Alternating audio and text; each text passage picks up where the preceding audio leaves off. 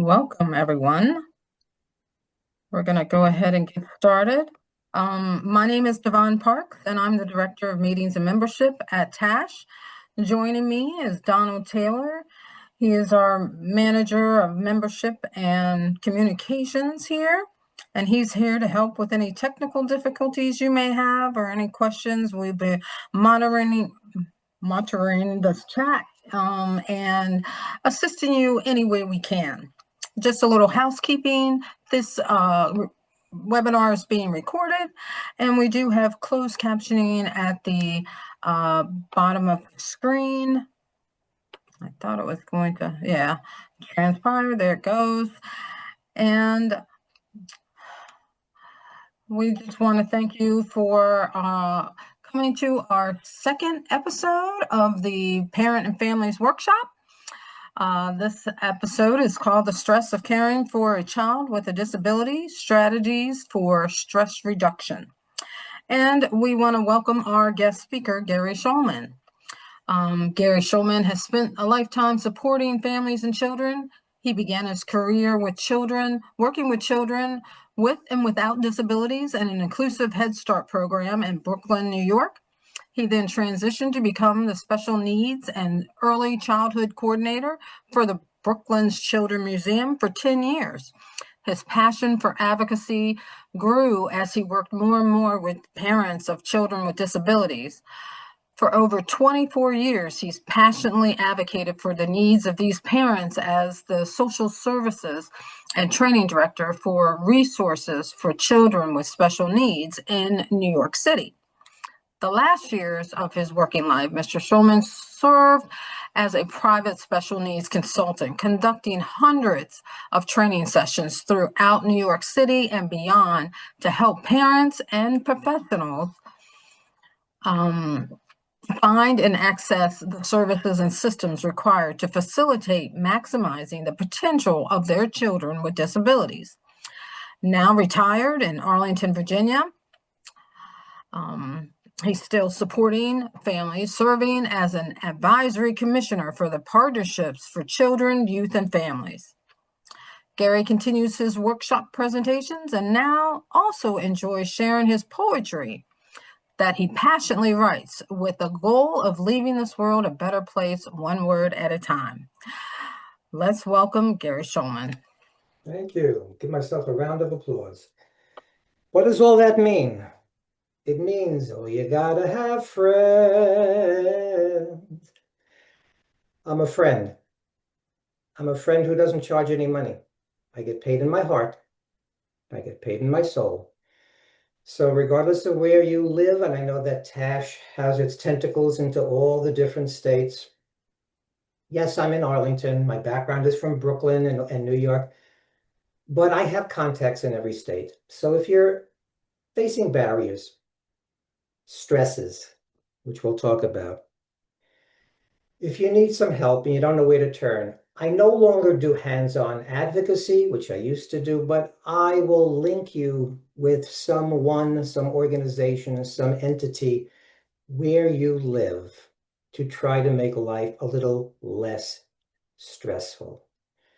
I'm going to share some stress. I had a 6-week horrible respiratory illness. And that was like December, January. It's left me with some ongoing respiratory issues. So every once in a while, I'm going to be sipping water. I'll pause. You might think I'm pausing to think. I might be pausing to breathe. So you'll understand. You all have children with disabilities. We understand all these kinds of things. So I just wanted to give you a heads up on that. The other thing, my mother-in-law, who's 87, last stages of pancreatic cancer in Florida. Now we are looking for things like hospice care. Taken to the ER yesterday, and they refused to put her in hospice because she isn't yet on her last breath. So now the whole family is thinking about, okay, her husband, 94, progressing dementia, going to be completely lost and helpless without her. This is the stress I'm going through. You are all going through stresses. Am I an expert on stress relief? Absolutely not. which is why I am also going to be going for cognitive behavioral therapy in a few weeks to calm my brain down. I have a history of OCD. I have a history of anxiety. I have a history of tics. When I was a kid, you might have thought I had Tourette's syndrome. It was never diagnosed, but I had tics. So I am probably a neurodiverse human being. But growing up in the 50s and 60s, my parents never had me evaluated. I learned how to adapt. But all of that baggage is still within my brain, and I'm going to get some professional help for it. It's never too late. That's a big message for everybody. It's never too late. So let's talk about some stress now.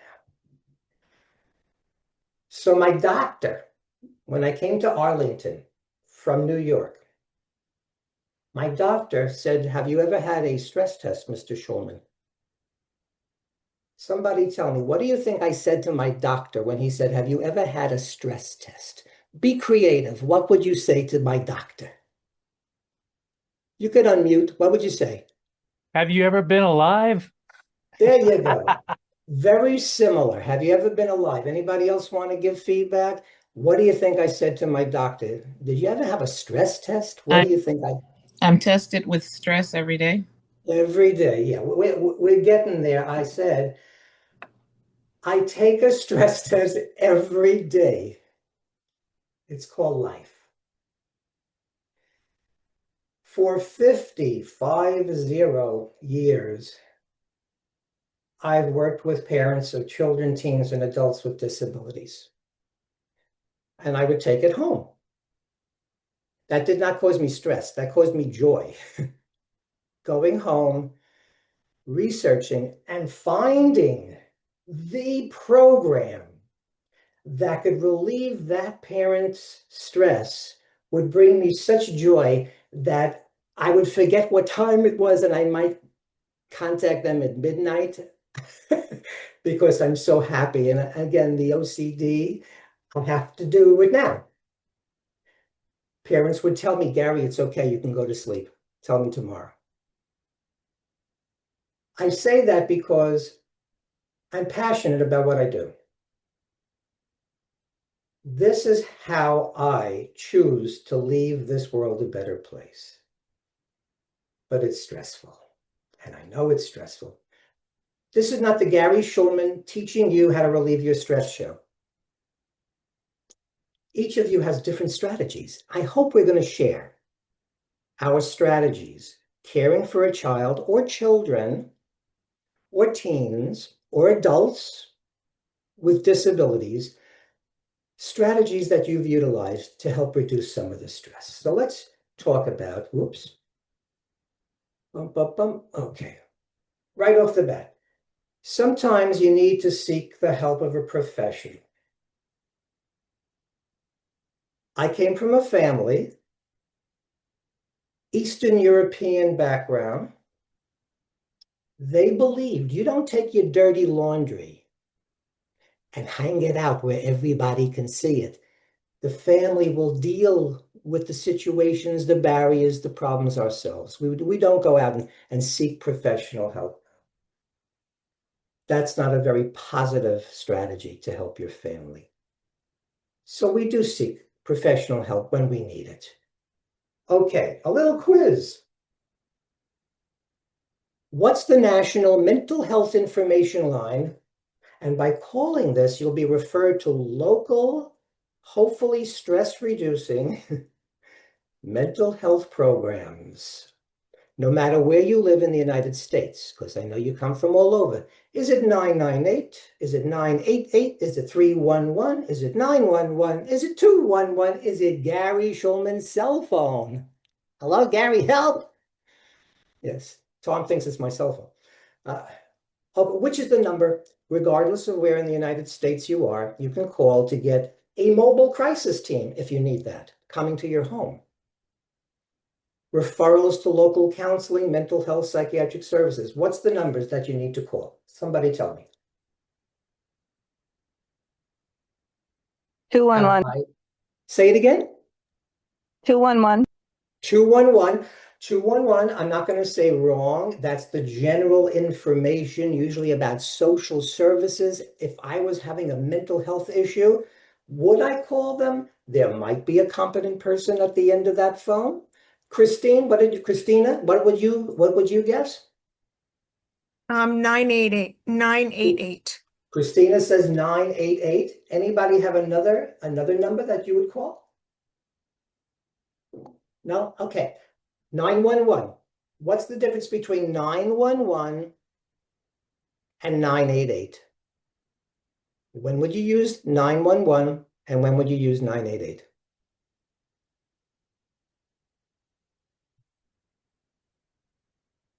Go ahead, Leslie. If you call 911, you're going to get police. If you call the other number, you're going to hopefully get trained professionals that deal with mental health crises. Hopefully, yes. But let me say this. If there is an imminent danger happening, personally, would I call 988? I don't think so. If there is imminent danger of somebody harming themselves, harming someone else, you might want to consider 911 and pray to the powers above that it's somebody who is trained. And if you happen to have a child with autism, they understand about the sensory issues. A lot of the police these days are getting that kind of training. But I would say 911 more for a dangerous situation, and you need somebody ASAP. 988, you need a tender, loving, caring ear, referrals to mental health services. If it's not a dangerous situation, but you feel like it's difficult for you to get your family member to a location and you would like a mobile crisis team coming to you, 988 can get you a mobile crisis team. Any questions? I don't want to bombard you. If you have questions, that makes me happy because then everybody benefits. So always feel free to unmute and ask a question if you have one. We're good so far? All right, we're going to talk about stress. Lord, you see this? I had long, wavy hair before I became an advocate. This means I do my job correctly. I take it home with me. I fight and I fight until the job gets done. So it kind of pushed the hair out of my head, I think. At least that's my theory. 988 is the most likely number that we should call for mental health services when it is not a crisis. Okay. Does anybody know the lesson that this animal teaches us about stress? First of all, what's the animal? Somebody tell me, what's this animal? It's an animal. It's an oyster. It's an oyster. How many people like to eat oysters? Who likes to eat oysters? Not me. It looks like to me, when I first looked at, could you imagine the first human being who opened that up and said, I think I'll eat that? I would give an award for bravery to that person. But I mean, personally, oysters, you'd have to really disguise it for me to eat it, like a clam. But all right. For 5 points, when the oyster was a bivalve, see, they took away the other half of the body. It originally was a bivalve, 2 shells, bivalve, little science lesson. Where did the oyster live?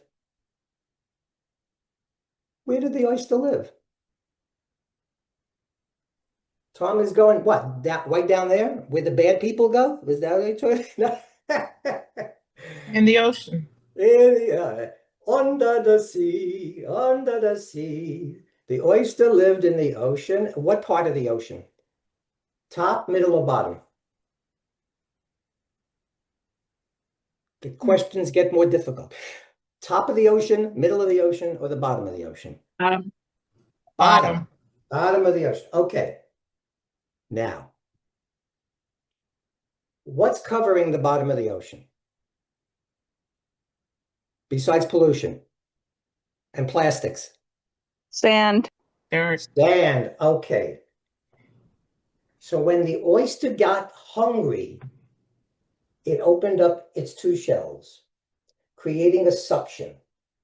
The oyster's body is very soft. What do you think got sucked into the oyster's body when it was looking for food and opened its shell? Sand. Sand. Have you ever gone to the beach? Some of you have gone to the beach. All right, you get sand in your shoe. What do you lovely people do when you get sand in your shoe? What do? It's causing you stress. It's causing you pain. What do you do when you got the sand in your shoe? Take it off. How do you Take take it it out. off? How? What part of your Shake body? it off. Shake it off. Shake it out using what part of your body? Maybe It's your hand. okay. See, you got hands. You got hands. Does the oyster have hands? Nope. No. Okay, so No. here's the science lesson. Here's the science lesson, and it has to do with stress. The oyster senses, this is truth now. The oyster, there he is, he senses the sand on his soft body. There is a sensation that is not very comfortable for the oyster. To get rid of the stress of the pointy granules of sand in his body, because he doesn't have hands, from his own body, he does an existential activity. Not saying he has a brain, but something happens It was a pearl. from the body, exudes a fluid, covers the sand, nice and smooth instead of pointy, and it becomes an object of beauty. From stress can come beauty. Now, you might say, Gary, you're full of it. Live a day in my house and you'll see the beauty that I'm going through. It's stressful. It's not very beautiful. When you have support services, a circle of support of good, caring people who appreciate your family and your child for being exactly who they are, when you have gotten the benefits that you need, the entitlements that you need, you've done your future care planning so that you don't have to deal with that in a state of crisis, then you're able to take a breath and see the beauty in your child. More so, I know you all see the beauty in your children, but when there's constant stress, it can be difficult. It can be difficult. So we're going to talk about some strategies to help you see the beauty of your child on a daily basis, I hope. Good news, stress is normal. Tell that to my OCD brain. Stress is normal. We all experience stress, and there are different strategies to deal with it. Okay, somebody share. What's your go-to strategy for relieving some of your stress? Let's share. Then we'll talk about some established ways that the people out there who have researched this have shared with us. Somebody tell me, what's your go-to method? Tom, bring it on down here. Tom is showing us some fancy schmancy liqueur or champagne. I could see that now. You know what? Sometimes I will invite my cousin Chablis to visit my apartment, and we will have a very good time relieving stress. Absolutely. The other day, I took a glass of limoncello, and I went out on my terrace, all by my lonesome, listened to my music to relieve my stress. Okay, so look, anything done to excess is going to cause more stress. If it's done to excess, but yes, a little to smooth the edges, a little drink every once in a while. Okay, so I'm sure Tom has other strategies. So we don't need that 12-step program yet for him. He's doing okay. Somebody else, could you please share when your child is I play having music. Say it again. Say it again. Music. Music. For What me. kind of music do you love? Jazz. That's mine. Do you like the old classic jazz or the new jazz? It depends. Depends. Sometimes it's just the instrumentals. Other times it might be something that I need to be uplifted to, like with a beat and everything. And then sometimes I play gospel music. And just sometimes I just want, I don't know, something about music. It does something, takes me to another level, Absolutely, me a too. positive level. Music has charms to get rid of our stress. I hope you listen to classic Mahalia Jackson. She's in there. Ella, Sarah Ella Vaughan. Fitzgerald.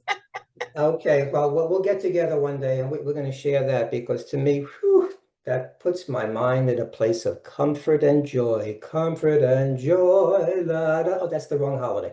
Okay, somebody else. Music, a drink now and then to calm the nerves. What else? Come on. We're all different people. We all have different ways of dealing with stress. Somebody else, you're caring for a child, teen, adult with a disability, you got stress. Don't tell me you don't. How do Take you a deal walk on with the it? beach. Say it Take again, a walk Leslie. on the I take a Oh, walk near the water, any beautiful. water, beach, lake, Nice. pond. Nice, nice. Do you I like to just did pick up that today. shells? Do you do shelling? Yes. I used to Yes, I do do have. shelling. Yep, Beautiful. I do. What Too beach do cold to you do have? that yet.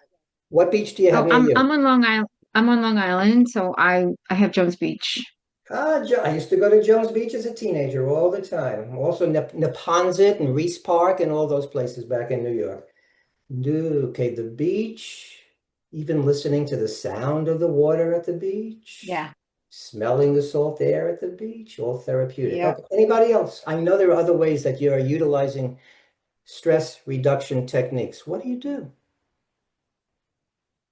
Nobody else? Use respite care if it's available for you. Oh, okay, okay. So we're getting down to the nitty-gritty of some of the established support services for parents of children, teens, and adults with disabilities. If you're lucky enough to find a respite program that doesn't have a waiting list, right?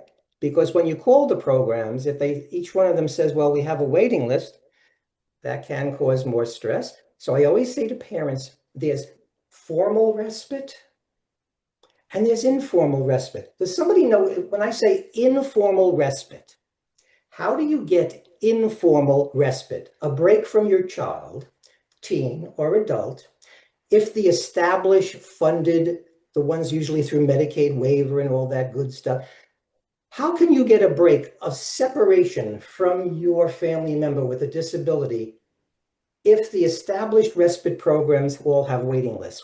Tell me how you get a break, a physical break from your child. You let them watch a movie while you drink a cup of coffee? Watching a movie. So using technology, technology can be good, technology could be bad. Technology shouldn't be the all-day babysitter, which a lot of parents of young children are doing these days. And this is why we have children with speech and language delays and children who have difficulty socializing because they're socializing with a machine. So yeah, as long as there is supervision as to how we use the technology, I don't even want the child to be with you or the teen or the adult. All the established respite programs have waiting lists. Come on, be creative. How are you going to get a break? Physical break from your family member. I used to run to the bathroom, but that didn't work because they somehow found me. Okay, so you're hiding out in the bathroom, still in your house. I'm trying to get you to expand your brain cells. I want your child away from you so you can relax. How can we physically get your child to be out of your house someplace when all the established respite services have waiting lists? If you're lucky enough to have a family or friends, Okay, now we're getting if you're down to lucky it. enough, If you're lucky enough, we if you're say lucky we need enough. a circle of support. It's not always our blood. Yeah. It's not always our blood family. Sometimes they're the least supportive folks, and sometimes they're the most, and everything in between. So if we're lucky enough to have a family member, and if not a family member, then who else, perhaps? A church family. A church family, so an extended family of other caring folks that you see on a regular basis. Maybe they're people in your parish, in your synagogue, in your mosque, and you have a wonderful relationship with them. Maybe it's the person next door who has a child, and you say, hey, how about this weekend you take my child, because you know him, I know you know how to work with him. And I tell you what, next weekend I'll take yours and give you a break. So we have to think of creative ways. And after school programs, they don't all have to be special. Your children have a right to be in any after school program with accommodations, as we all know, under the Americans with Disabilities Act. Somebody else, before we move on, I know there have to be other strategies that you're using to get a break, to get stress relief. What else are you doing to get stress relief? And if you're not getting any stress relief, whoo, it hurts my heart. If They the still, child is in school, at least with my son, when he was in school before we had respite, I would take that time and take a mental health day off my work and then just spend that day for myself doing some kind of self-care. self-care. Could you, because we really want to we want to share strategies. When you say self-care, can you give an example of what that meant for you? It might be for me, it's like going to a movie, maybe getting my fingernails done, maybe getting my hair done, feeling like a human being outside of my child again. Ah, that's a very interesting comment. Getting back to being you outside of when your child came into your life. That's a very interesting comment. And it saddens me that some folks forget about the joyous you that existed before the child came into your life. I'm not making the statement that it is a horrible thing that the child with a disability came into your life. I'm not saying that. It saddens me that things that used to bring you joy before you had the responsibilities of caring for a child with a disability, that sometimes they fall by the wayside. You know what I do every morning? At 7 o'clock until 8 o'clock. I mean, you can't possibly guess what I do. It's something I did in the 1950s when I lived with my parents, because it used to bring me such joy.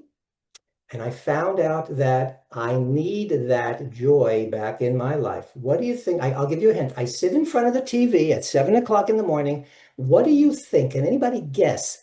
Think about Gary Shulman, a little chubby boy back in the 1950s. What do you think I was doing to get great laughter and joy in my life as a little chubby boy back in Brooklyn in the 1950s? I did this every morning, and especially on the weekends. Ooh, the weekends were extra wonderful. Any guesses? Watch cartoons. Ah, Bum, ba, bum, bum, ba, bum, ba, bum, bum. I gotta watch my Bugs Bunny. I gotta watch my classic Warner Brothers cartoons. Gary, that's silly. That's for children. Hell no. It brought me joy then. I make a point, and you know what? I record it in case I can't watch it. And if I'm feeling particularly stressed, I put on the cartoons. I want you all to think about when you were children, there were things that brought you great joy. You didn't necessarily outgrow those things. You took on adult responsibilities. When I go for a stroll and if I see a playground, I go on the swings. That brings me joy.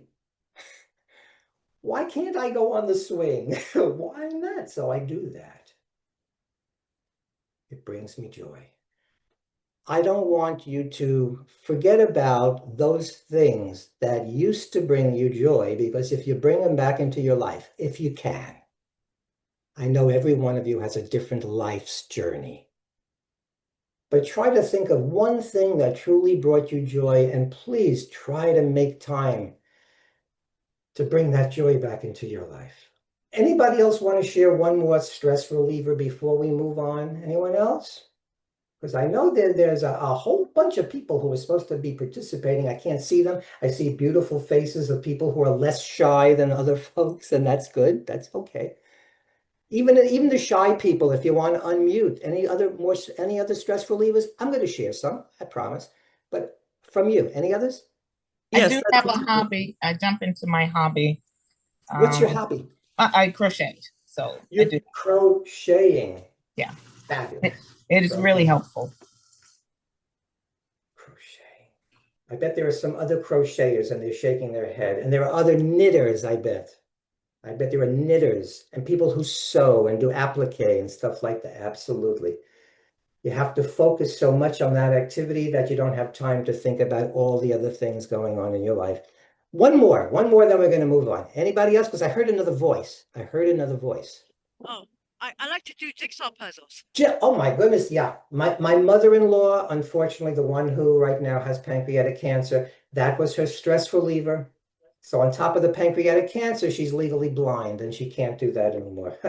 They say when it rains, it pours. So the human condition, the circle of life, is sometimes a bumpy road. Let's talk a little bit more about strategies and stress. Okay. You've heard this. I know. You go on an airplane. They always say, if we hit severe turbulence, the oxygen mask might come down. Put it on yourself before you put it on your child. You're no good for anybody. I'm glad that some folks were sharing their strategies to relieve stress. And guess what? Your children, teens, and adults with disabilities can read you. They read you. And if you're walking around, I don't care what words are coming out of your mouth. If you're walking around in a state of stress, they're picking up on that. And that's going to affect them. When mommy and daddy and grandma and uncle, when you are calm, and your emotion is also reflecting the words that are coming out of your mouth, that calms them down as well. That's why I need you to think about what will bring you some joy in your life. Strategies to reduce stress. Take a look at this. Does anybody use any of these? Organization, getting a break, reminding yourself about what made you happy. Breathing techniques. We do it with the children, right? Child is having a meltdown. We say, stop. Breathe in with your nose. Let's count to 4. Breathe out. Count to 4. Laughter, music, yoga. Now here, I tried yoga. Not my personality. I went to a yoga program. They lowered the lights. Everybody was quiet. I probably have attention deficit along with my OCD. And all I kept saying, yes, Tom is relating to this. All I kept thinking is, put on the lights, put on the lights. I'm sitting there trying to breathe and be aware of my body. And all I wanted to do was move around and I couldn't stand that the lights were on. So that's not me. One stress reliever might work for one person, but it's not going to work for somebody else. We brought up the music, yoga doesn't work for exercise. Even if it means cleaning the apartment, going for a stroll, exercise, absolute proven stress reliever, laughter. Anybody want to add anything to this or anybody use any of these techniques on a regular basis? Probably do, right? Yeah, I like to go. Breathing is a big, yes, somebody, go ahead. Oh yeah, I like to go. I mean, we've been going swimming like 2 to 3 times a week. One of the best exercises that you can possibly do. I had a parent in my workshop yesterday who said that her child with autism, she discovered he loves the water. He loves to swim. So she's putting him in swim programs now. But yeah, swimming is and it's also very relaxing activity. And it builds every part of your body. So that's a wonderful stress reliever. Okay. Another stress reliever, developing a circle of support. How many of you go to a support, aside from TASH, because TASH is a support network, does anybody else go to a support group? Anybody else want to share if you go to a support group? Who goes to a support group? I do. You do? Okay. I run one. I run a You run support one? group for parents. Where is that, Kara? Where is it? Oh, mine is in Montana. I run one too. It's In in Montana. Montana. Fabulous. First of all, thank you for doing that. Thank you so much for doing that. When a parent calls me and the child has just been diagnosed, rather than talking about school, talking about Medicaid waiver, talking about respite, I link them with a support group. Because that's where you're going to get a lot of your information about the good programs, the wonderful programs, the not so good programs, what the next step is. And that's where you're going to get the hugs. And that's where you're going to be able to cry with people and laugh with people who kind of understand the journey. Thank you for running that. That's a life-saving type of a program for many families. Anybody else belong to a support group, a circle of support? No? Well, I could certainly send you places wherever you live. And I would love you to belong to that. And even if you think you don't need that, that's a real wonderful stress reducer. Being in a group where, I tell you, I once did a workshop for daddies. In New York, there was like one big daddy support group. I'm telling you, like some of these guys were truck drivers, policemen, and they all came in there. And I started talking to them about their children and getting a break and programs and services. And the tears were flowing because they were in a room where they didn't have to put on the act of being the big macho burl, you know. They were feeling pain and they were in a room with other men who understood that pain, that you can't always be the stereotypical, nothing bothers me kind of guy. So daddy support groups, oh, we need them all over. We need the father's support groups so much. Sometimes they're not very comfortable in mixed groups and they need to be just with other daddies with very specific daddy issues. Highly encourage you, wherever you are. I hope you have father support groups in your states as well. Develop a circle of support. Blood relatives, hey, I've had parents say to me, that when they gave birth to a child with a disability, I hope this has not been your experience. You can share if you want, if it has been your experience. I had one parent, when she gave birth to a child with Down syndrome, her mother scolded her for eating certain foods during the first trimester. Who needs that? To do the blame game? When your child is dealing with having just given birth to a baby with Down syndrome and you say, I told you not to eat that stuff during your first trimester, whatever it was. I'd like to think that your blood relatives are going to be there for you, but it's not always the case. But I'll share something personal. I'm not going to give details. There was a period in my life I did not communicate with my father for over 20 years. 20 years. It was not until my mom was on. Now, actually, yeah, my mom was having serious health issues. So we kind of converged in the hospital. And it still was a big barrier from my father. Saw him again at the funeral. And that was it. And that was it. Blood relatives, it doesn't mean that they're sensitive to who you are, your needs, your particular issues. This is why we seek outside people who understand your children,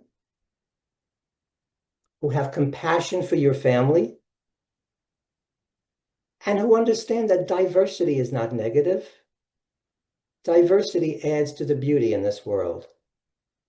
And yours is a family that they need to associate with.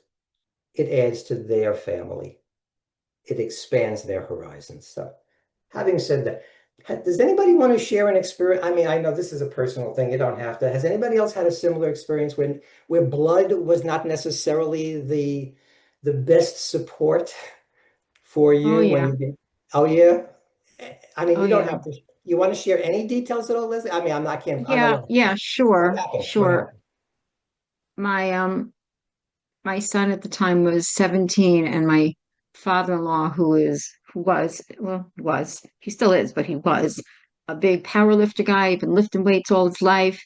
He started taking Josh to the gym and Josh was having trouble catching up, keeping up. He was having trouble balance and whatever. And he said to Josh, just get over it. It's all in your head. So Josh told me this when he came home from working out with his grandfather. I told my husband, and I said, I'm not going to be speaking to your parents for a very long time to come. And I would not. Yeah. And they never apologized. They never said And then, anything.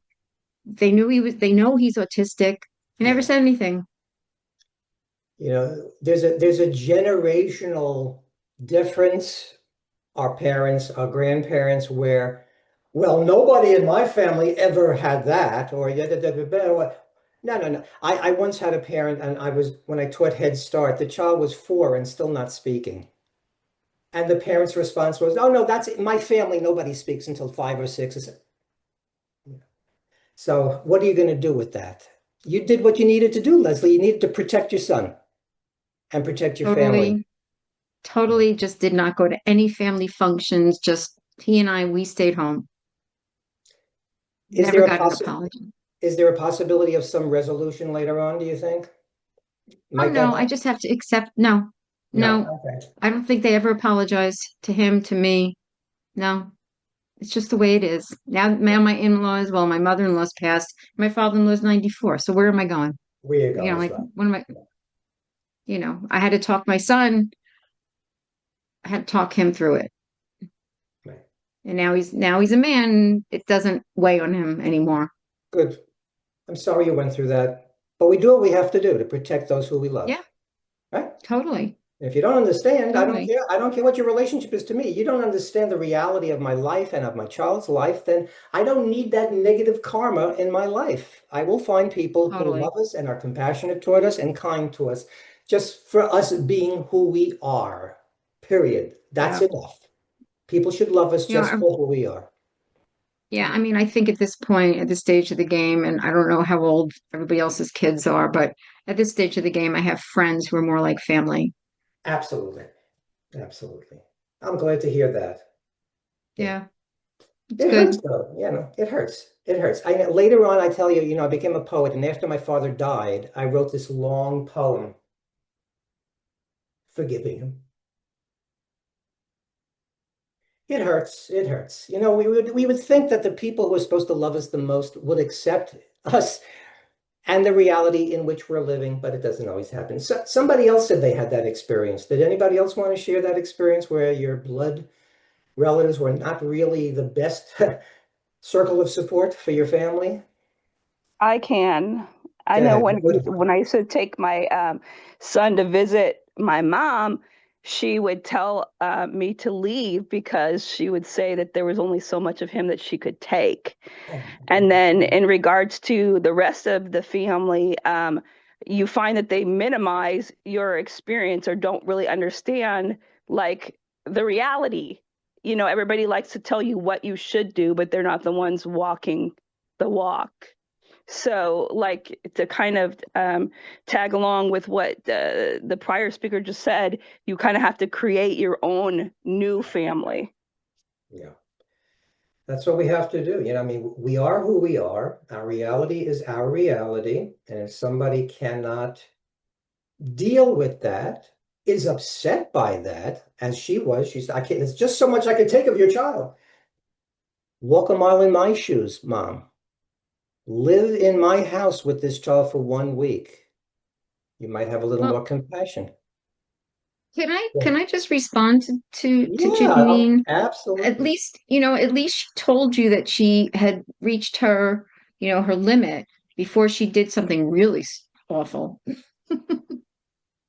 So Leslie, you're saying that at least communicating your own reality and your own truth, at least it puts it at a different level. You'd rather somebody at least speak exactly what they're feeling and thinking. That makes it a little bit easier, not much, but at least they're communicating how they're feeling, you know. Yeah, and they didn't do anything terrible. They didn't like lash out at him. They didn't hit the kid. They didn't, punish him or do something really, really awful. Yeah.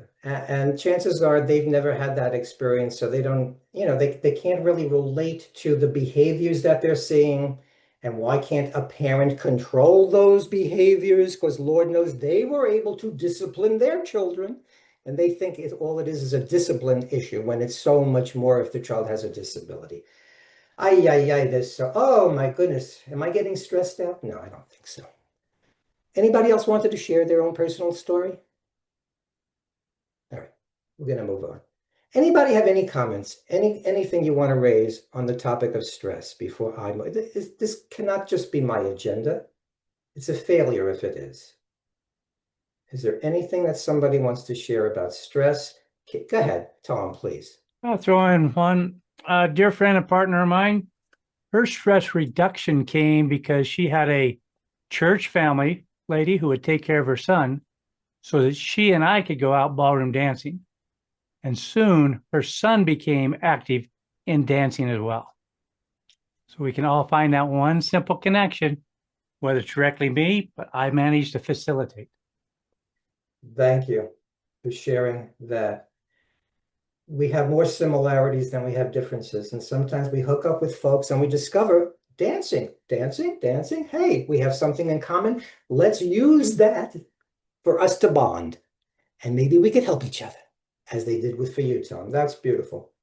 Anybody else want to share anything before we move on down the road? Bum, bum, bum, bum. Okay, so we're talking about circle of support. Who can share what professionals in your life have become part of your circle of support? What kind of professionals have become part of your circle of support? People you trust. People who accept you for who you are, your child for who your child is, and you can call upon them when you're stressed out sometime. Does anybody have a particular professional in their life that has become someone more than just that professional?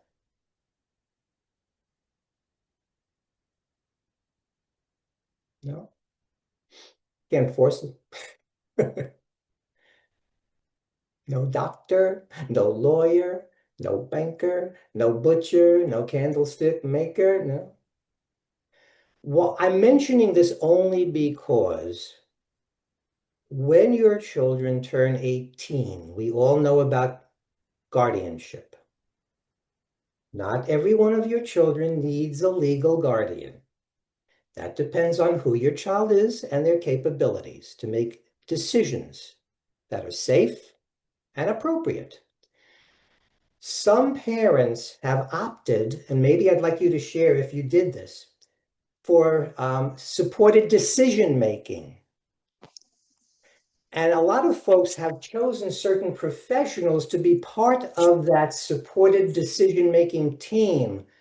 It's a circle of support of both professionals, neighbors, friends, relatives that help your adult make decisions, important decisions in their lives, legal, medical, social, housing, jobs. Does anybody done the supported decision making for their child? Has anyone done that?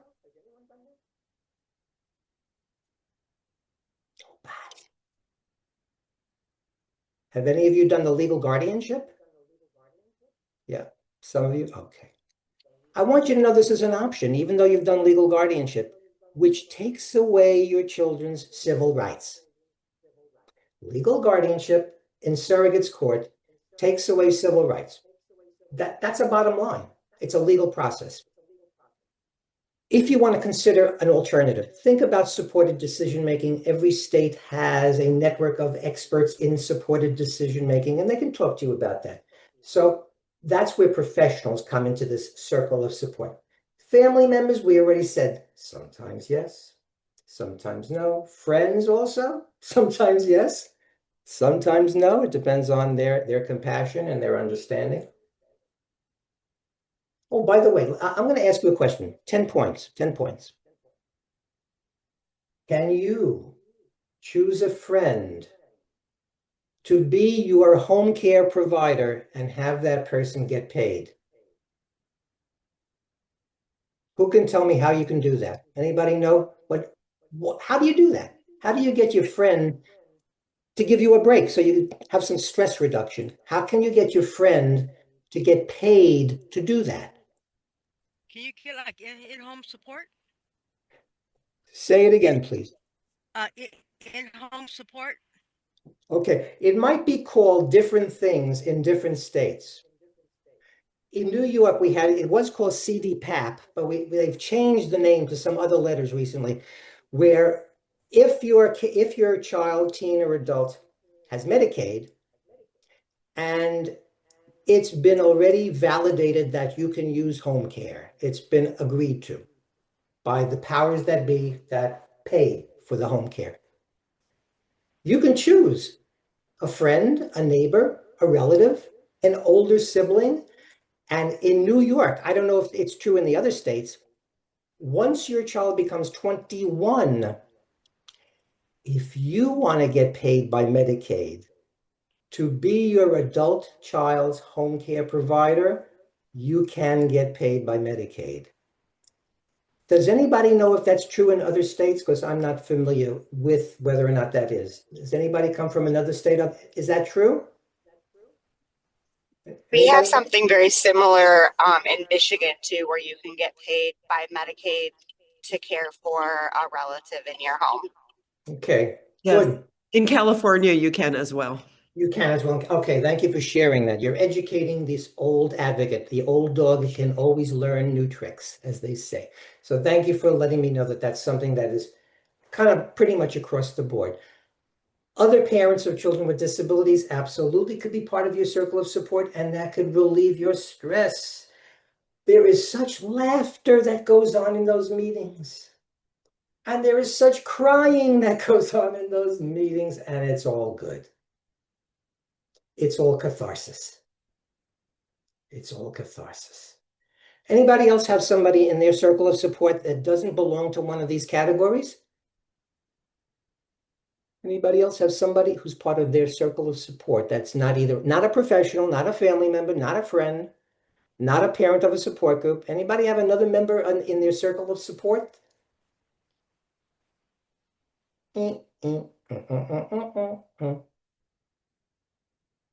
Can a teacher become part of your circle of support? Maybe, yeah, but that's a professional. Yeah, I don't know if there is another category. I think we've pretty much covered the bases. But please, if you don't belong to a support group, which we also call a circle of support, and you're looking for one, and you haven't been successful, I'll be happy to search for you because I think it's so important. Okay, very important question. What do you call a fake noodle? Tom is laughing. I think he knows.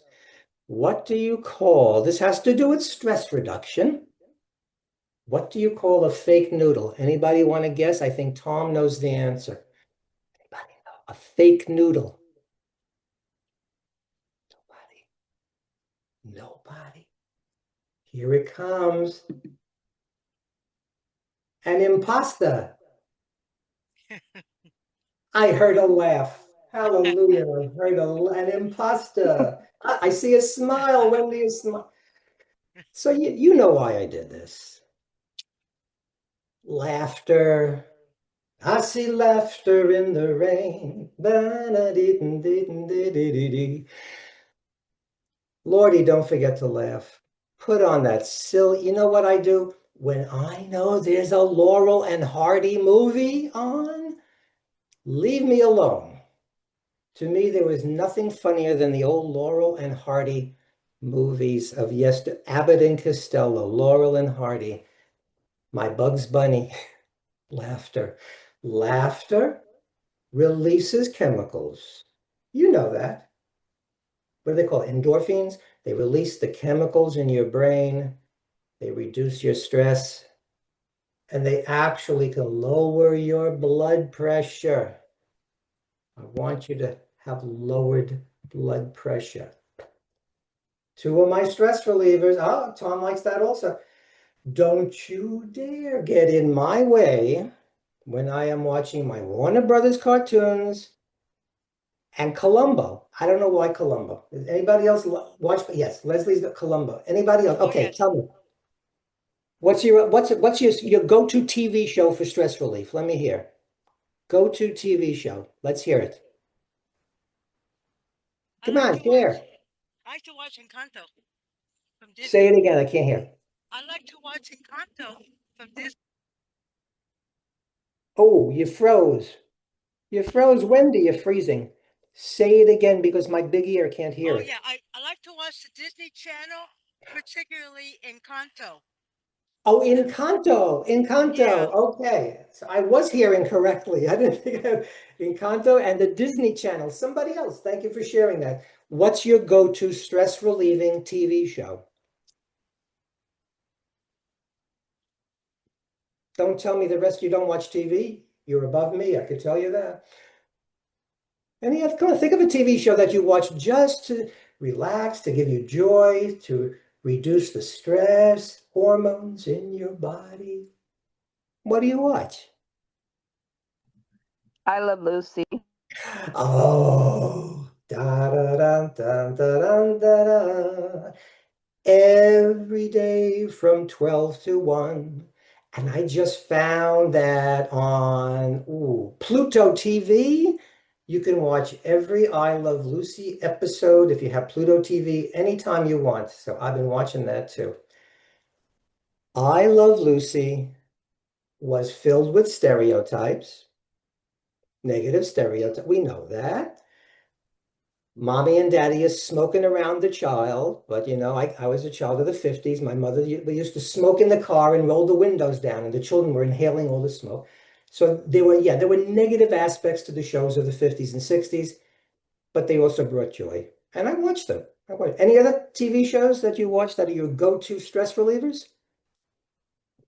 Mm, mm, mm.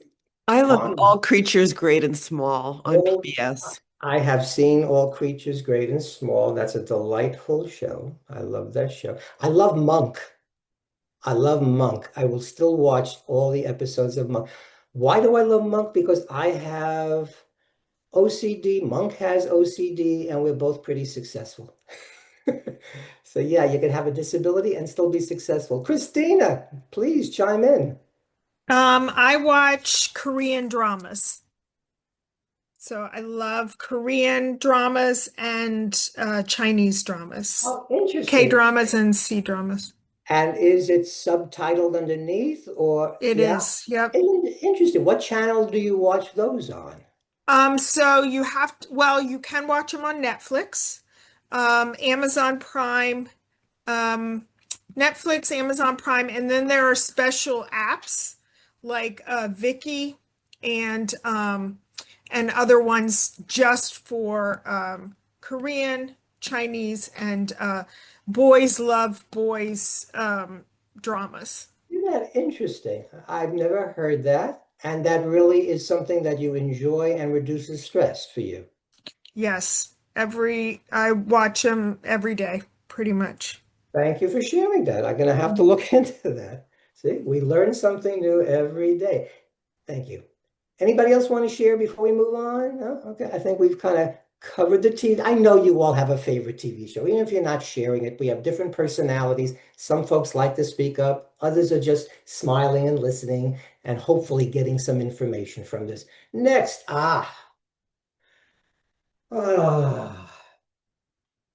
when I first moved to Arlington, I was not very happy because all I saw was like Wilson. I saw the main avenues and I saw these big buildings. And I said, Lord, is that all there is to Arlington? And somebody said to me, Gary, walk 1 block over. And there are all these beautiful nature trails and neighborhoods and flowers and beautiful homes and dogs and just how many of you like to go for nature walks as a stress relief? Anybody like to go nature walks? I'm sure. Yeah, I see heads going up and down, heads going up and down.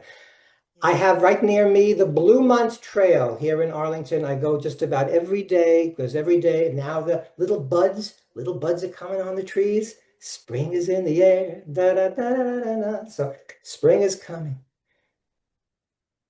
Go on nature walks and with your children as well.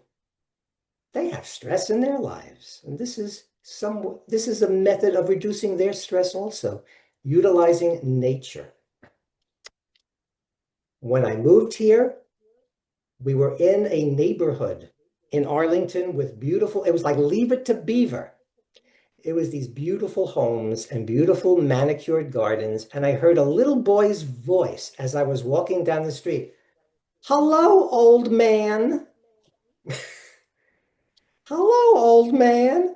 And the mother was like, there was nothing malicious whatsoever. It was the purest, most sincere. He looked at me and he knew I was an old man and he wanted to say hello. So I said, hello, little boy. How are you? I'm okay, old man. That's what Arlington is for me. And that's why I like it. To me, it's like Brooklyn from the 1950s. I don't know why, but that's how it feels for me. How many of you have utilized, even if you don't have your own, how many of you have utilized any type of an animal, either with your child, teen, adult, or for yourself to reduce stress? Anybody have a pet? Give me Yes. feedback. Okay, good, good, good. They've done studies. Lowers the blood pressure. Wendy, what do you have? What do you have at home?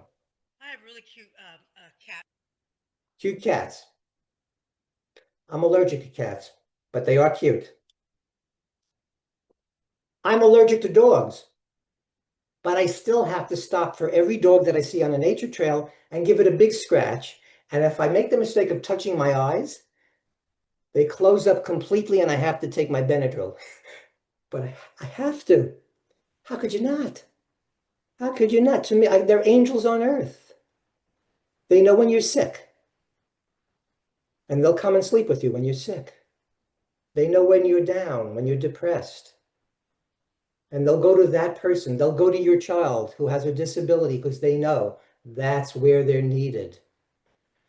So I highly encourage, and if you can't, for whatever reason, have a pet in your home, there's pet-assisted therapy programs. There's therapeutic horseback riding programs.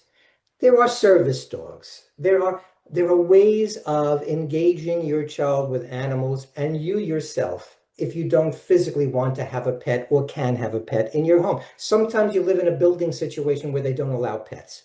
There are ways of getting animals into your home. See that? Wendy, that was for you. You see? Kitty cat therapy as well. I didn't want to discriminate, you know. And some folks have guinea pigs, gerbils. Our first pet was Twinkles. Twinkles was a parakeet who only loved my father and would kiss my father with its beak. Beep, beep, beep, beep, beep, beep. Ah, animals. Oh, if the country were run by doggies, if the country were run by those kinds of animals who are pure love and compassion and kindness, what a wonderful world it would be. Unfortunately, that's not the reality. That's not the Anybody have a pet other than a cat or a dog that you can share? No lizards, no snakes. When I worked at the Brooklyn Children's Museum for 10 years, I used to do a workshop with the boa constrictor. So we brought it to a school and I'm holding the boa constrictor. And the boa constrictor wanted to tell me that he didn't feel comfortable. I wasn't giving him enough support. So what did the boa constrictor do to tell Mr. Gary? Mr. Gary, you're not holding me correctly. He bit me. All the children are watching the snake hanging from my arm and the blood coming. And the teacher, because she thought all snakes were poisonous, she thought her children were going to see Gary Schulman drop that on the floor right there in front of her. I said, no, no, boys and girls, the snake is communicating with me, saying, Mr. Gary, you're not holding me correctly. I'm not comfortable. And then he let go and we turned it into a lesson. Oh, those days, those days. Did you know this?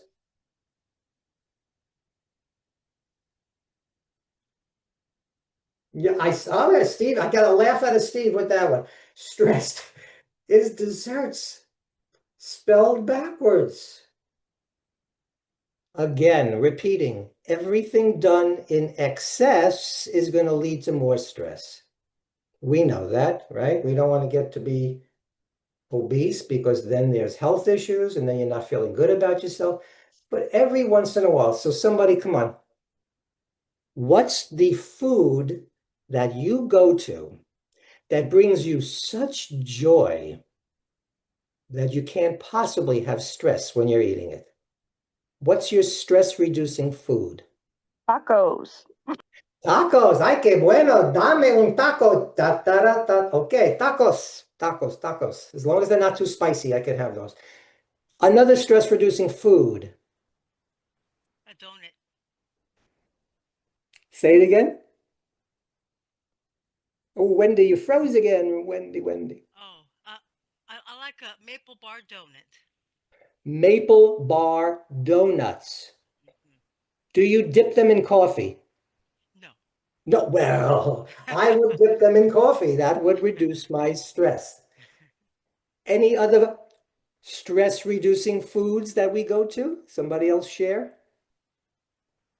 Oh, come on now. Come on now. Okay, What ice else? cream. Ice cream. Oh, Yeah. I was waiting. Ice cream. Okay. Helado. Qué bueno.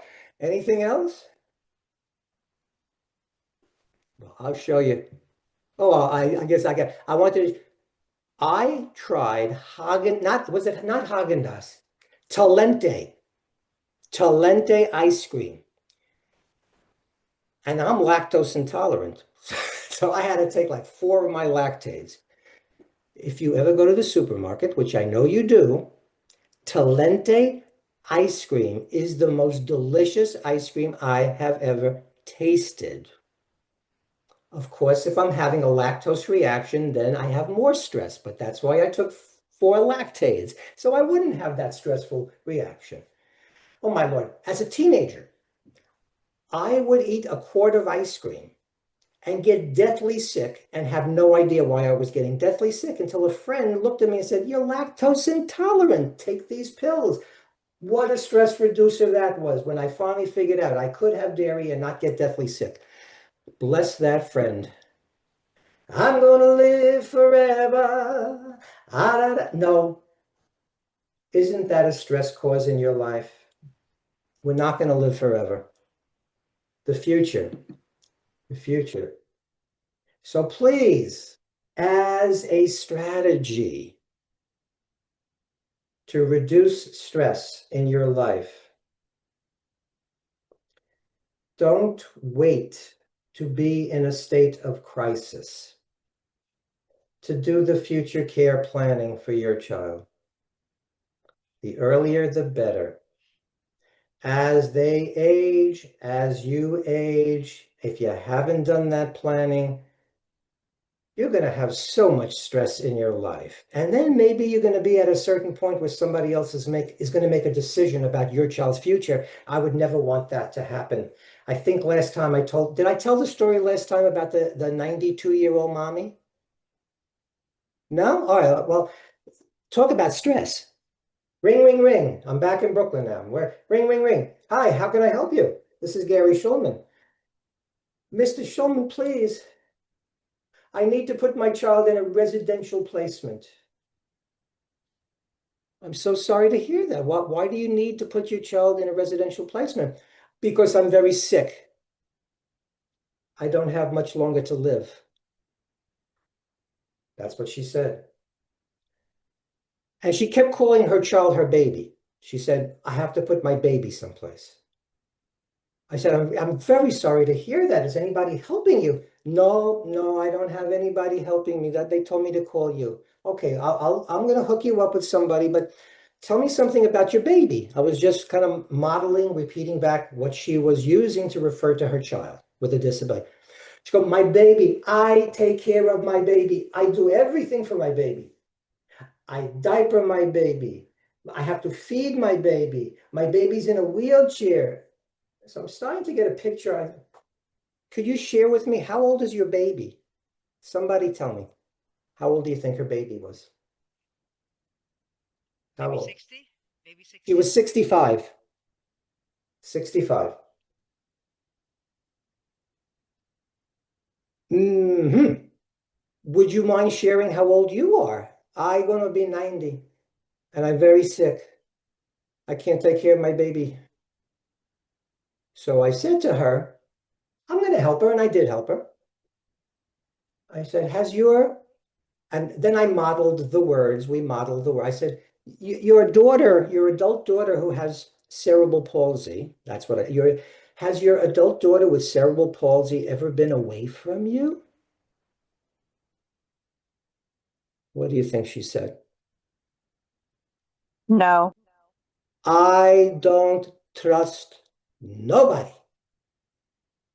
to be with my baby. So she's never been to an after-school program when she was in school? No, I know those people. They're going to touch her. She can't talk. They're going to touch her in the wrong way, and she won't be able to tell me. Now we have a situation. I said, camp? Has she ever been to camp? No, the same thing. I don't know who those people are. Only me. I'm the best person. Now she's not going to be here any longer. Talk about stress. The more independence you give your family member with a disability as early as possible, that will help them be as comfortable as possible, trusting other adults who necessarily at a certain point in their lives they will be with. Because you're not going to live forever. Neither am I. Neither is anybody. So how do we reduce stress? We do the prepper. You give them experiences. Visit the program if you're worried. Find out, do they do background checks with the staff? Take a look at the program. Do a site visit. See who the other children are. Ask how the staff was trained. But don't wait to be in your late 80s and have to make a crisis decision about residential placement for a human being who is going to be terrified, because she's never been away from mommy, except for going to school each day. So one major way of stress reduction, do everything early. Sit down with a future care planning specialist. Put your children in respite programs, after school programs, summer camps. Gary, I don't know where they are. I'll help you find them. Every state has an organization to help you tap into these resources. And if you can't find them, I'll be happy to help you. Many of you have already done that. I know. But it was the saddest call I ever got. It really, really was. Knowledge is power. Educate yourself. Learn about all these resources.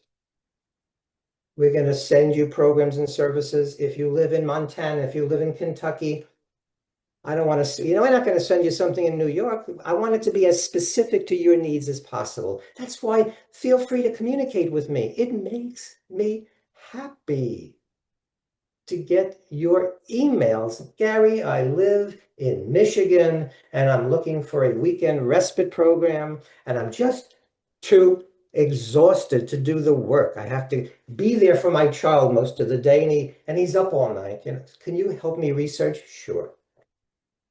It's a gift that you give to me when you allow me to help you. That's what brings me joy. That's what reduces my stress. And trust me, this brain of mine, which is filled with OCD behaviors and anxiety, when you distract me, you're giving me a strategy to deal with my stress by asking for help. That always helps me.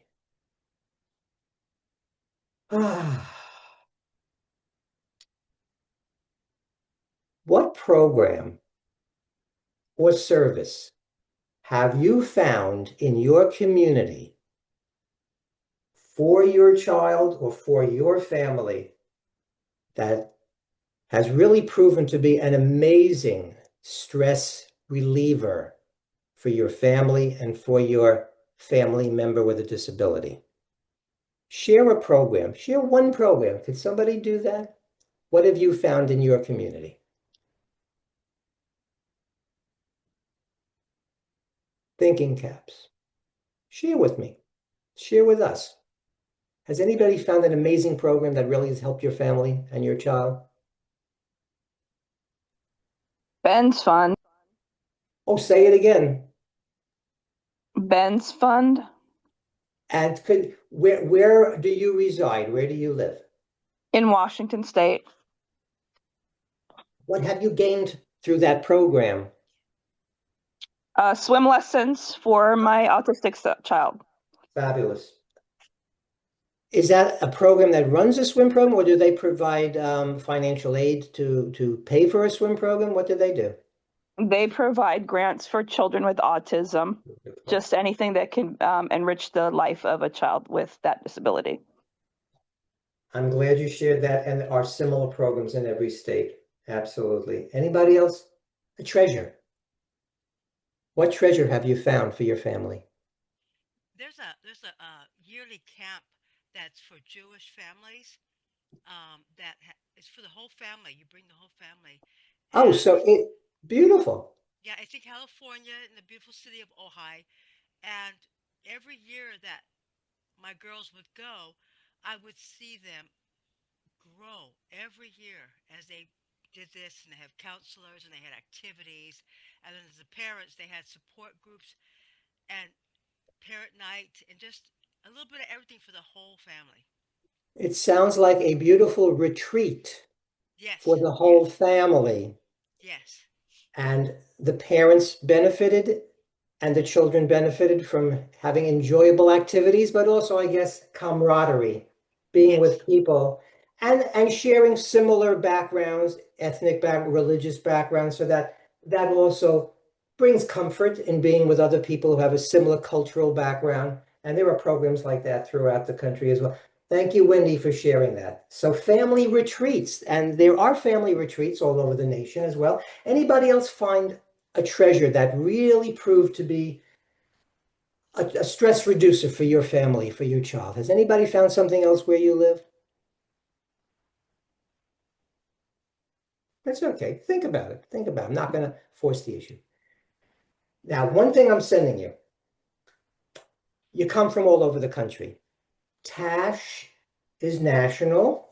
I don't know if it's international. They can tell me that. I'm not sure if it's internet, but it's national. There is a website, Parent Center Hub. You're getting the PowerPoint.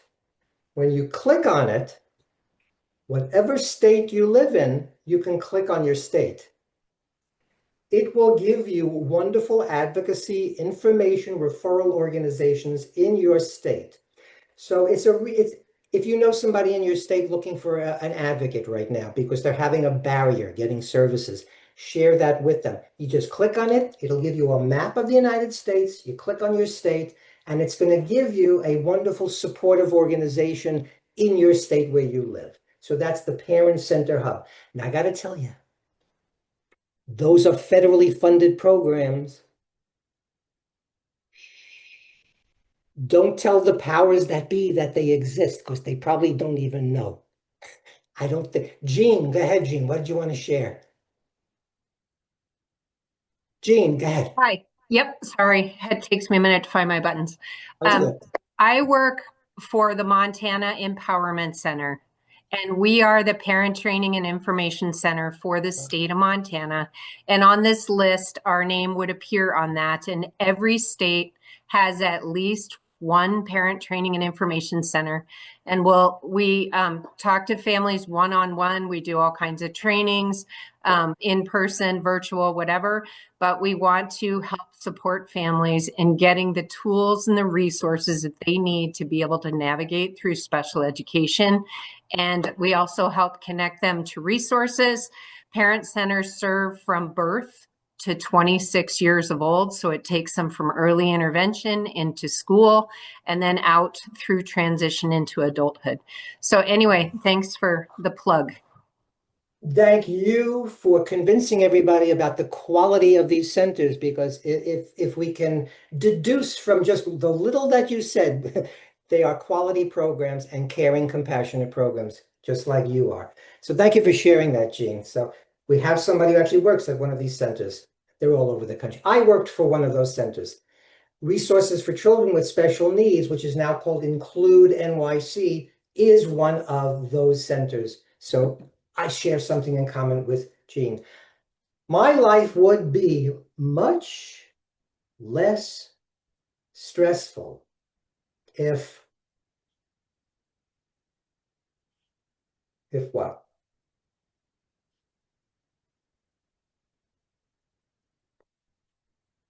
Come on, somebody. My life would be much less stressful if I could connect with a group of parents who have been on the same journey that I'm on, that when I run into things that I have no clue about, that they could give me tips on how to break it down, how to decipher it, and what kind of paperwork I need to do to access it. someone who knows the nitty-gritty details about getting what I need to support my family, other parents who are on a similar journey. Beautiful. What else would make your lives much less stressful? Wendy, I think you were going to say something. I was just going to be a funny and say I wish I could make a clone of myself. Make a clone of yourself. Yeah. So that maybe you would live forever. Right. One of you disappears, the clone will live on and always be there. A clone of yourself. All right. That's right. Anything else would make somebody's life less stressful? Gary, I'll jump in. Go ahead. Our friends and connections that we're helping, what they're telling us is having an advocacy guidebook, or I'm sorry, an advocacy book that explains their child's situation so they don't have to explain it 17 times a week is taking stress off their life. You know what, Tom? I love that concept. I always have shared with parents. I say to them, when your child was diagnosed, wouldn't it be wonderful if they gave you the Bible of resources? The Bible of resources that you're going to need through this whole journey, the programs, the services, the advocacy strategies, and it just doesn't exist. When I was back in New York, I actually wrote the Bible. I wrote it for New York City Early Intervention. To this day, online, the New York City Early Intervention Family Support Guide was written by yours truly. The Administration for Children's Services contracted with me to do a resource guide for foster parents. I did that one. I did a resource guide for the New York State Psychiatric Institute for parents of children with autism. So this brain, this is why I keep saying, email me, everybody, because what Tom is talking about, a lot of that is in my brain. And I've put together resources to share with everybody. Now, they're mostly New York and in the geographic area where I live, but I'd be happy to create something similar to where you live. I will research. I love researching, putting information together. Email, don't call, because if you call and you say, Gary, I'm looking for this, that, and another, I'm going to start rattling off things. And you're going to go, no. Slow down, Gary. So if you email me, I can put it all in an email and you will file it. You'll be able to retrieve it and use it and use it. Remember that your child is so much more than a label of disability. Sometimes you need to convince the world of that because they have stereotypical ideas when they hear the word autism, bipolar disorder, Down syndrome, intellectual disability, whatever the label is.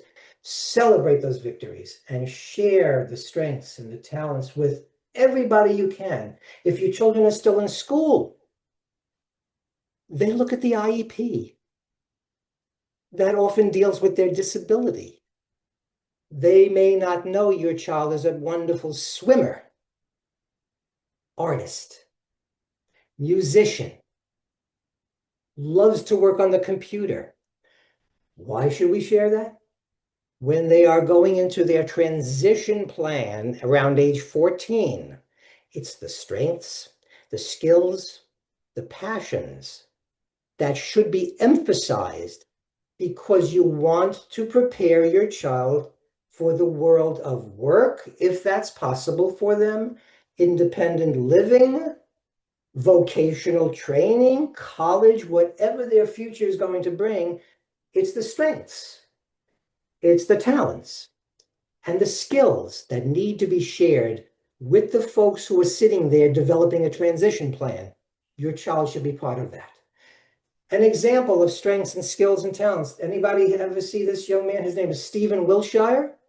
Stephen Wilshire, we used to say, we used to give different names to people who had autism, severe or mild or Asperger's syndrome, all old terms. Today we would say he's level 3. Level 3, he needs a lot of individualized support. But guess what? His parents discovered something. They took him up in a helicopter ride. I don't know what city they were visiting, but they went on a helicopter ride and he was fascinated. But they also saw him looking down at the ground, like he was registering something, like a camera. They brought him back to a room. They covered the walls with paper. And sure enough, he proceeded to draw every building in the city that he observed from the helicopter. Today, he's a very well-known artist, still has a very high level of need, but he's making a fortune for himself and his family selling his artwork. This is why I say it's the abilities we have to emphasize. It's the strengths, it's the skills, it's the talents. This is what's led to his maximum independence and has helped his family. I'm not saying every one of your children is a savant. I'm not saying that. But every one of your children has a talent, has a skill, has a passion, which must be shared with this world. The disability does not define them. They are total human beings. Somebody finish this. Who my child is today. Finish the rest of that. Who my child is today. What would you like to say about the rest of that phrase? Make it up. Who my child is today. Anybody want to be creative?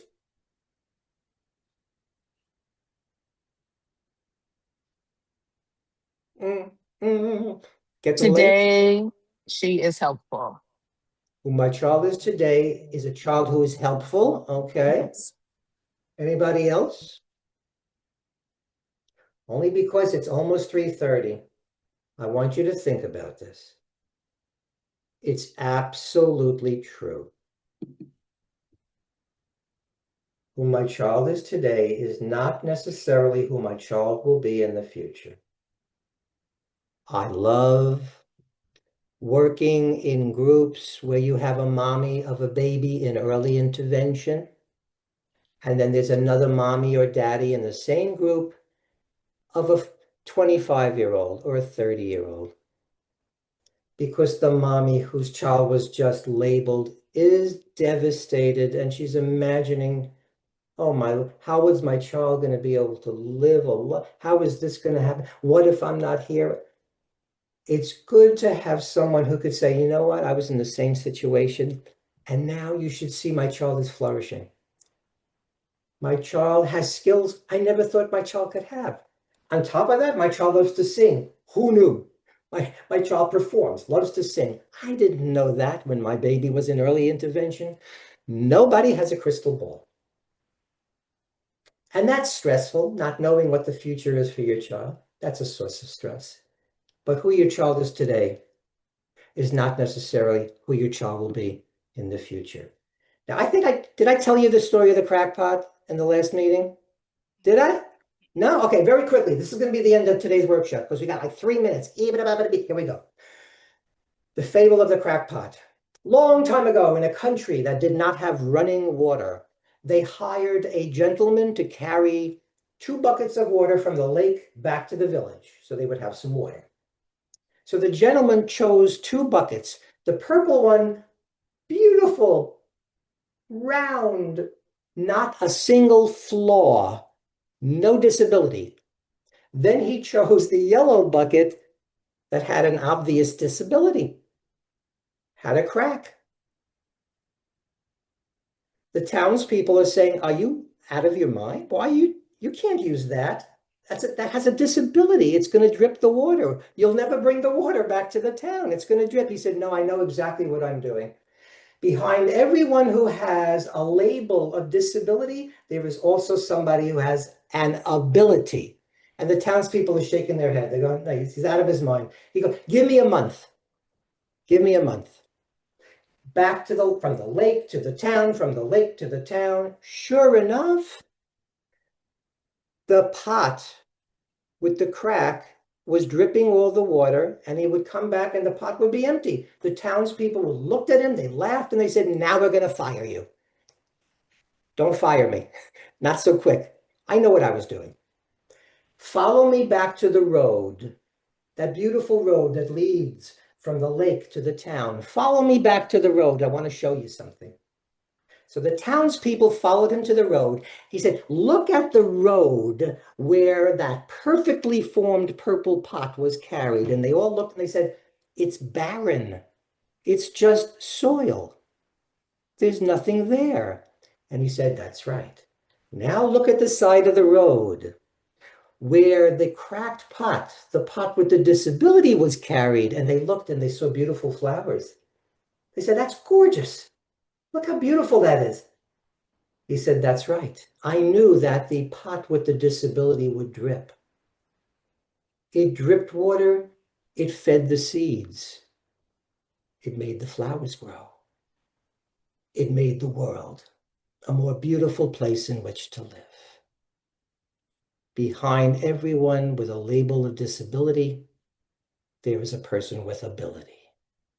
So too your children. Any questions for the old 75-year-old advocate?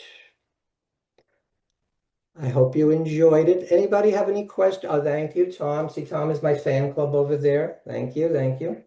I appreciate that story. Thank you. Yes, thank you for all your You know, if you go into Google Images and you do the cracked pot, there are all different images of this story with different kind of folks. It's a nice little story, and if your children have the comprehension to understand, tell the story to them. It's a wonderful story to share. Okay, share with friends, share with your support groups. So we're going to send you this. We're sending you the PowerPoint. Any other questions or comments? Because I see it's 3:30. We all have to go on with our lives. Next week, we're going to have our final one. Somebody said something? Thank you so much for all your wonderful information. Oh, my pleasure. My pleasure. See, you just fed my heart. You just fed the old man's heart. I love Tom's. He always has props. Thank you so much, Mr. Gary. Can we have your contact number once more on the screen? Well, this is what you're being given. You're being given this PowerPoint, Okay. and on the very Perfect. first Thank you so page, much. Thank you. it That's great. had there you go. See, you're being given this. Okay, we're sending you the PowerPoint, right, Devon? You're going to get it to everybody. Thank you so much. My pleasure. Next week is next week is a really important one. What happens after I am no longer here? We're going to talk about future care planning. The good, the bad, the ugly, and everything in between. We'll talk about that. Okay, so I hope you all join me. And if you have friends in a support group or other folks, parents of children, teens, or adults with disabilities, tell them about this. Let them join us as well. The more the merrier. Devon, you want to say anything? Thank you for joining, and we hope to see you next week at the same time, 2:00 Eastern next week. And we'll be sending out the recording as soon as we get some editing done, but you'll get a copy of this webinar and the PowerPoint. So thank you very much. Everybody, Bye. until I see you again. Bye-bye now. Bye-bye.